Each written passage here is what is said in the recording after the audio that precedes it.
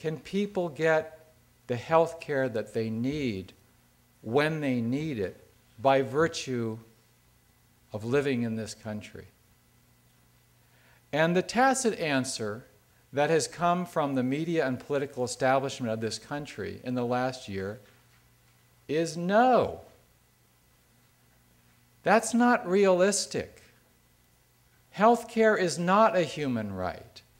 Healthcare is something in the marketplace to be offered, to be sold, to be bought. We are in about the 15th, 16th, 18th, 24th month, depending on how you look at it, of a continuous reframing of what our expectations are. You know, I think of the question of the question. There's a story, perhaps apocryphal, about Gertrude Stein. And she's, we're told, on her deathbed, and one of her friends says, "Gertrude, before you go, please tell us, what's the answer?" And we're told Gertrude Stein pulled herself up in bed and said, "What's the question?" And I think we continually come back to that. What are the fundamentals? What are the fundamentals that we're even talking about here? If we don't have a human right to health care, then I think things are going along swimmingly in terms of the way the political process has evolved. You know, what we're told is the legislative process, the sausage making, as it's called, going into the House and Senate, finding bills that can then go into conference and be approved and signed by the president. But what about that reframing in the last 12, 18, 24 months? Well, I remember way back, early last year, you know, and it's partly sort of obliviating memory is a way in which this reframing happens almost seamlessly. But early last year, anybody remember this phrase, universal health care?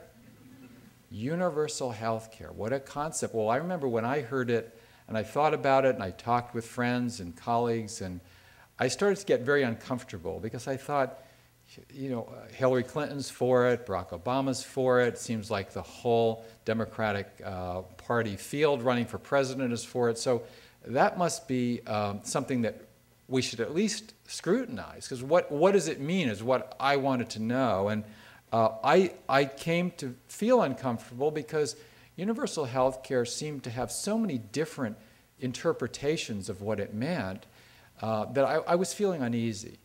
But at least it was a sort of, albeit squishy goal, at least it was a goal, and it was something that could be a common reference point. And in my spare time, on my own time, I was elected as an Obama delegate to the Democratic National Convention, and that was in April of last year from the congressional district where I live in Northern California. And so then it was, for me, a little more specific, because the convention's coming up in Denver for the National Party in August, and there's going to be a platform, and we're going to be asked to vote on the platform.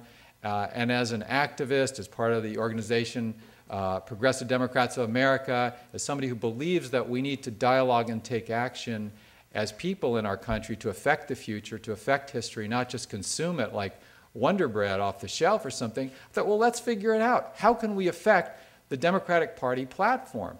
And it seemed like, well, universal health care was a place to start. But as I just mentioned, it did make me feel uneasy. And so I was working with people at the California Nurses Association, the National Nurses Organizing Committee, and various activists around the country. And we eventually, after a lot of discussion, came up with the phrase, guaranteed health care for all.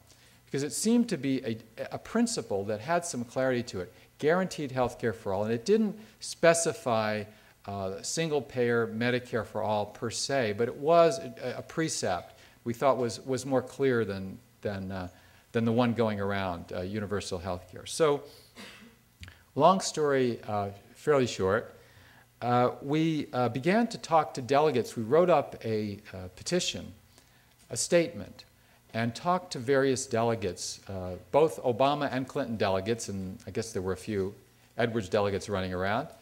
And we circulated a statement, and by midsummer, I went to, and my colleague Donna Smith, who you probably saw in the film Sicko by Michael Moore. Donna is in the film about how she and her husband both thought they had insurance coverage, and they did. The insurance companies certainly cashed their checks, but then, as is so often the case, when they actually needed their health coverage, then the scam really went into operation. And they had to battle and battle and battle their own insurance company, because it turned out their solid insurance policy turned out to be about as solid as Swiss cheese, which is so often the case.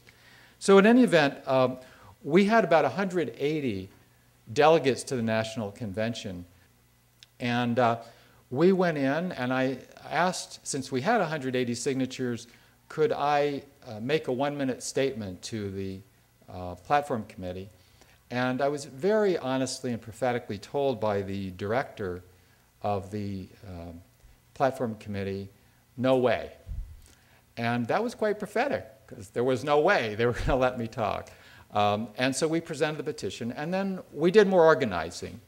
And a week later, we had almost 500 signatures. And then you could almost see the eyes begin to widen. And the reception was much warmer and much more solicitous. Can we talk to you? Let's talk this out. And there was sort of a accommodation reached. And I was back home in California, and the next morning I went into Google and looked for the latest AP story. And there in the lead it said that the National Platform Committee of the Democratic Party had just adopted a plank calling for guaranteed health care for all. And I thought, wow, that is very good. A few weeks' work for a bunch of activists. I thought that was very encouraging. The platform was adopted, and the rest of 2008, as the saying goes, is history. Well, a funny thing, or not so funny thing, happened on the way to the healthcare forum. Beginning in January, as you know, there was a lot of talk about the new administration coming in, and there was some talk about universal health care. As the months went by, the phrase universal health care began to fade. It was used less and less by politicians.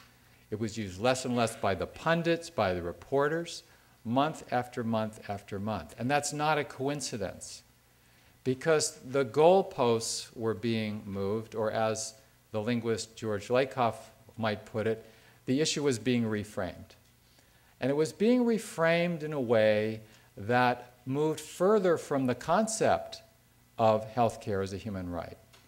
And pretty soon, what had started out as being a program, a platform, an effort, which resonated widely in the population for healthcare reform, became health insurance industry reform.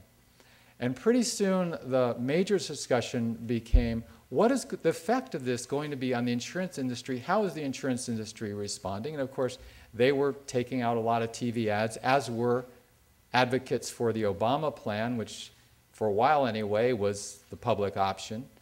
And so this battle was going on, the insurance industry, the hospital industry, pharmaceutical firms, spending tremendous amounts of money, upwards of $1 million a day in terms of lobbying, we're told, and so forth, on Capitol Hill, to move the legislation in their direction. And one of the things that happened is there were meetings at the White House. Billy Tauzin, who used to be a congressperson from Louisiana, now head of the largest insurance trade association, going to the White House, talking to top officials there, and then behind closed doors becomes an agreement that, well, it shouldn't be necessary to import generic drugs from overseas just because they're cheaper. We don't have to assure Americans that they have the right to do that. And then it shouldn't be necessary for the government to use its potentially huge bargaining power to negotiate lower pharmaceutical prices with the drug industries. We actually, it turns out, according to the White House, don't need that at all. And so all kinds of behind closed doors deals were being cut with Mr. Tauzin and the interests that he represents.